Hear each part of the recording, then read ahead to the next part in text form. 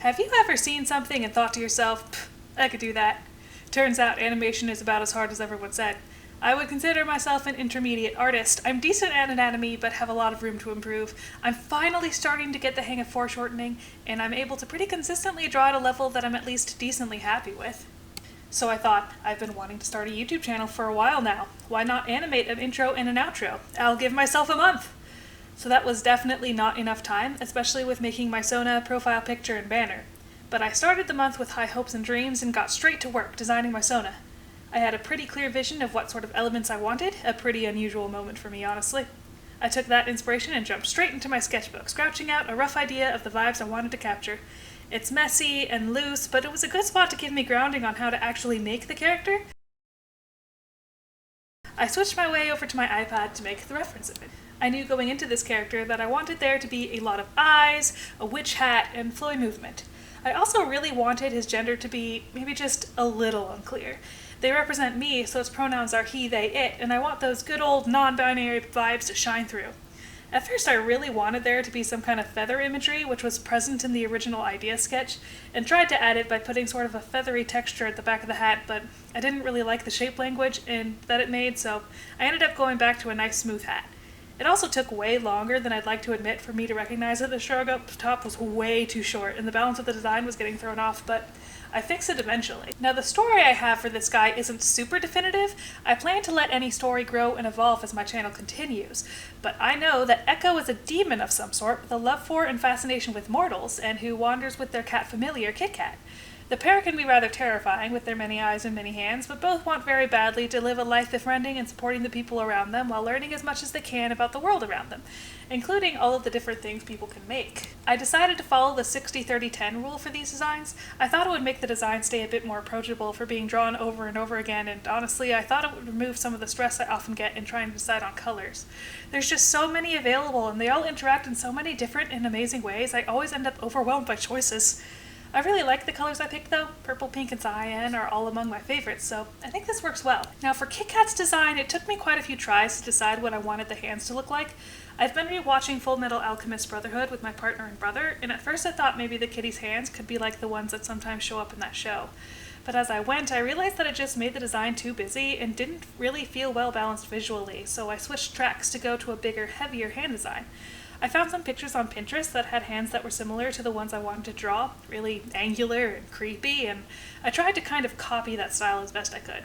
And honestly, I really like them. They're delightfully creepy and look like they could definitely drag you into the pits of hell. At the end of all of that, I sketched out and colored a staff with an eye on the end of it as a final detail. Yes, I've been enjoying Cookie Run Kingdom, and yes, Shadow Milk and Pure Vanilla are my favorite characters. Why do you ask? You'll have to forgive the jump at the end of the speed paint. I was referencing previous layers a bunch without thought to the speed paint. It was painful to watch. But once all of that was done, I took the finished drawings and combined them onto one file to make the reference picture for my Sona. Step 1, done. On to step 2, which of course started in the sketchbook. I wanted to thumbnail my profile picture ideas, banner ideas, and intro and outro sequences all in one sitting. I spent a bit of time just sitting with the sketchbook, thinking and doodling any ideas I had that seemed even remotely good. The doodles didn't need to be good, they just needed to be enough for me to know what I wanted to do. I really liked the close-up angled profile picture. I thought it was simple enough that it would make a good profile picture, but dynamic enough that it would be visually interesting. I liked the banner of Kit Kat looping up towards Echo and getting petted. Having the cat in the banner was a definite must-have, and it had the most dynamic layout of all the ones I liked. Honestly, I probably should have brainstormed more ideas for the intro, but it doesn't even matter because I ran out of time for it. Who knows, maybe someday I'll animate myself a nice intro. I didn't really like the first two ideas for the outro, but ended up really liking the idea of just doing a simple blinking animation with the eyes changing direction. I thought it would be simple enough for a first animation project while still being at least somewhat visually interesting. Now armed with my ideas, I went back to my iPad to start on the profile picture, and honestly, I spent a lot of time overthinking this process and ended up making a really simple drawing that I'm honestly really happy with. The process was really straightforward. Because it was just a headshot, I didn't have to fuss with all the details that take a bit of time to flesh out, and the coloring was pretty simple, like I designed it to be. The shading may have gotten a little darker than I originally intended, but to be honest, I kind of liked the drama in the profile picture. It was pretty easy overall, and I was happy with the outcome. The banner was a more complicated process, but was also a lot of fun. As always, I started with loose blocking of where I wanted everything to go, then I started in with a slightly more grounded sketch to flesh out where exactly I wanted my lines to go. I struggled a little bit with the placement of the cat, with getting the staff to be shaped properly, but I got it after a little bit. Once the sketch was done, it was a really simple process to slap down the line art and colors. This was also where I realized that I had forgotten to include the stripes that I wanted on Kit Kat, given the real-world Kit Kat is a Torby and has cute little spots and stripes. I'll show a picture of her at the end of the video. Once I had put the background colors in and adjusted them to be a little more muted to put more attention on the characters in the middle, I put down my channel name and the banner was done.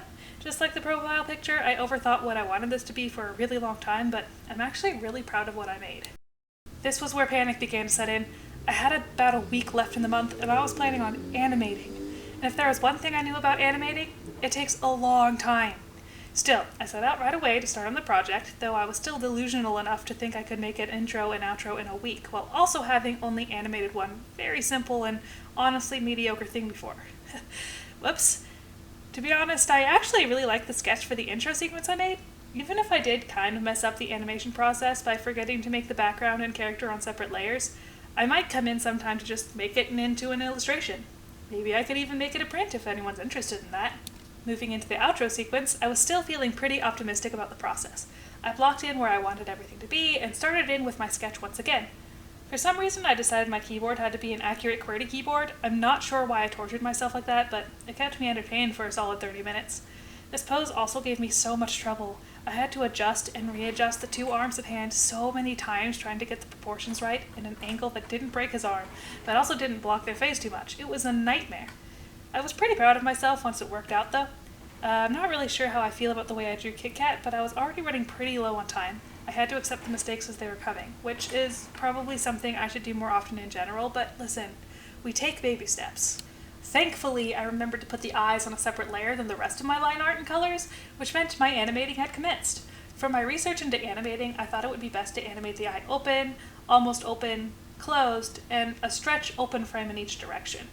In order to make that look good, there's a lot of putting colored layers clipped to the layers below to basically show previous frames like an animation software would as best I could, while still having access to all of my familiar drawings in Procreate. I did not think that a week was going to be long enough to learn a new animating program, thankfully. The process was arduous, but I broke it down into keyframes, then in between some stretch frames to keep it simple. To be honest, just this simple animation made me respect animation even more than I already did, which was a lot. What do you mean people juggle 12 frames a second with every individual part having to be noticed and moved individually? And some people do that by themselves? I'm probably going to try to do more animating later, but it has become a more daunting process rather than a less daunting one, to be honest.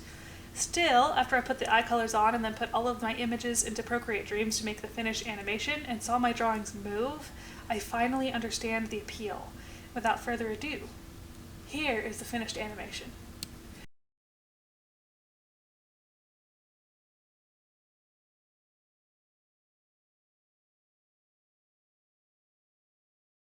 Thank you all so much for watching. If you liked this video, consider hitting that like button to tell the algorithm that actually I'm pretty cool if you think about it. And if you want to see more content from me, go ahead and hit that subscribe button to stay notified. I aim to release a video every week, exploring different kinds of art and creativity, so if you like that kind of thing, I'd love to have you come along. Have a great rest of your day, and I'll catch you in the next video.